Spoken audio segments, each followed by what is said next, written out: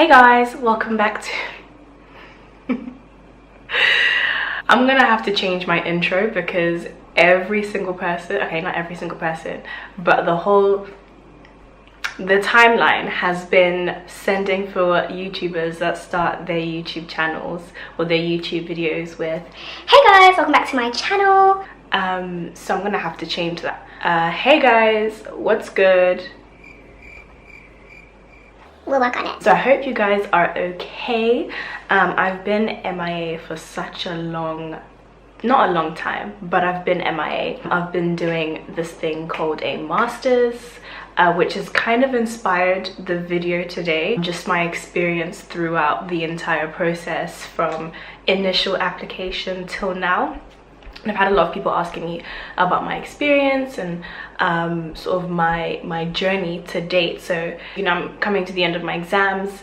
I still have my project to do, but I thought I would film this to kind of like feel human again. So yeah, I'm just gonna go through like the top 5 things that I wish I'd known before starting my master's. My journey is quite different in that I applied quite late in the cycle. So I applied in like August time. A lot of people apply in January, which is the ideal thing to do, but there's a whole other story about why I applied late, which I will film in due course, I promise. So yes, just a bit of a disclaimer. So I did a postgrad taught, so PGT, so I didn't do research. I had more exams and not like a massive research project, so it might differ. Like if you're watching this and you've applied for a research master's, I'm not sure if this is going to apply to you, but still watch it. Okay, so the first thing that I wish I'd known was master's is a leap of faith from your bachelor's degree. And I feel like with your bachelor's, looking back and with the benefit of hindsight, you can easily get by doing past papers, speaking to your lecturer, because more often than not they kind of give you hints on what's going to come up, and yeah, just like playing the system. Whereas with masters, you actually really have to bring your understanding of how what you're learning is going to affect the world that we live in, because technically you're mastering the chosen subject area that you're doing your master's in. I mean, I kind of knew that, but I didn't really like fully appreciate it until I was doing the degree, and I was like, oh, okay, cool, so we're reading about this, cool. That kind of brings me on quite nicely to the second thing that I wish I'd known. Well, I kind of did do it, but I didn't, like I had slip-ups here and there. But if you've chosen to do a master or master's program, make it your priority, because the assessments will come non-stop. Literally, it's like someone's punching you and it's just like, yeah, give and take, give me, I give you, give me, I give you. It doesn't stop. Once you think you're done with one, another springs up on you, so you don't really have much room for major distractions that will derail you or make you lose your focus massively, because honestly it is non-stop. It does not stop. I think an important point to remember with both the first 2 points that I've made is you've chosen to do this master's, so treat it like an investment. It's building the foundation for whatever career path you've chosen to pursue. The third thing that I wish I'd fully appreciated before I started my master's was your support system around you on the ground will really make or break you, because I came in with the mentality that, oh, it's an in and out job, you know, I'm just gonna walk in, get my master's and walk out. I don't need to make friends. I have my people already. And that's the wrong mentality to have, because I wasted the first couple of weeks just like, you know, isolated, secluding myself, just literally going to lectures, writing down what I needed to write down, and then going back to my room, and that was it.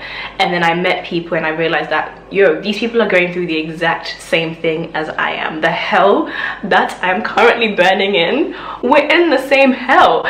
And they get it. They will get your struggle, they'll get what you're going through, and you can lean on each other. And those are just useful networks to build for the future moving forward. So don't have the same mentality I did starting, where you're like, I don't need to do this, I don't need to branch. Some of you people are friendly, and that's fine. I'm not saying I'm not friendly, by the way, but I made it so much of a priority that I wasn't willing to allow myself to have a social life, and that's important. Like, striking that balance is so important. Someone is walking outside and it's just distracting my flow. I think they heard me. This is water, by the way. I just, you know, aesthetics. The fourth thing is kind of like a myth buster, because people, especially international students, bless them, they come into this like grad school life and they assume that because you're doing a master's, you're going to have a high paying job, you're going to start on a much higher salary than someone that has a bachelor's. And some people do. Some people are really fortunate in that they land really good jobs, and more often than not it's the people that have done some work before their master's. Whereas if you've come straight from your undergrad to your master's, you need to lower your expectations a little bit. I'm starting a grad scheme with people that have a bachelor's, and I'm going to go in with a master's. So who's the mug? Me. Kind of moving on from that point, because I touched on it a little bit. It's okay not to do a master's. I know I'm doing a master's, but like, having been through the process and seeing where I want to go, I didn't actually need to do a master's. I didn't actually need to do a master's, but here I am. Life. Or at least straight after your undergraduate. And I think, you know, especially for people that are in a rush, or things didn't go the way that they wanted to, them to go, or when you're just under general pressure, it's like an automatic, like autopilot mode is, let me apply for masters, let me not have a redundant year, let me actually do something. You know, you kind of just jump into something without fully thinking it through. Am I glad I did a master's? Yes, I've learned so much, I've met some amazing people, and I would never take that away. If I could do the process again, would I do a master's? I'd have to think about it, honestly, because I don't need it the way that other people need it, if that makes sense. Just, it's okay, like, it's okay to take a break. And I think we live in such a fast-paced world where, you know, there's fierce competition, and to stay ahead you have to keep going. And sometimes it's okay to take a break from this world and just focus on your world and what you want to do, and actually think things through and do what makes sense for you. Not because it makes sense to society or it makes sense to the people around you, but you're doing it because it makes sense for your plan and where you want to go. And I don't think I really did that, and I wish I'd really sat down and thought it through. And to be honest, this was kind of inspired by one of my friends who decided to take a year out and really think about what it was she wanted to do. And I thought about that, and I was like, I wish I'd done something similar, and I'd just taken a year out to kind of breathe. It's okay to take a bit of a breather, really think about where your life is going and how doing a master's is going to fit into that plan, because you might find out that it actually doesn't. You're doing it to please your parents, you're doing it to please so and so and so, but yourself. And that is the most important person you are supposed to be pleasing, is yourself.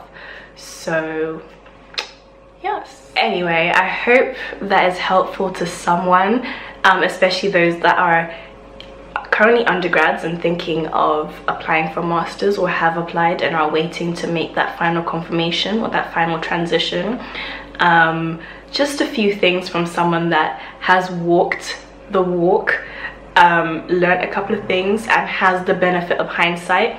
Obviously, I'm hoping that those of you that have applied are actually going to do your masters, and don't take my last point too seriously, but it is just to kind of plant that seed of, am I doing the right thing? because it's important to know now. And as well, actually, if you've done like a research masters or an MRes, please let me know how your expectations differed from the reality of doing a research masters. I had a conversation with someone on Twitter who said that their experience was pretty chill, and I was like, fantastic, because mine has not been chill. So yeah, hopefully you guys enjoyed it. It's kind of good to be back. Like, I missed talking to a camera. Yeah, I missed this. I really did. I hope that this is useful, to be honest. That's the only reason I came back, was to create content, because I was just like taking so much in and not actually giving back. So consider this my giving back.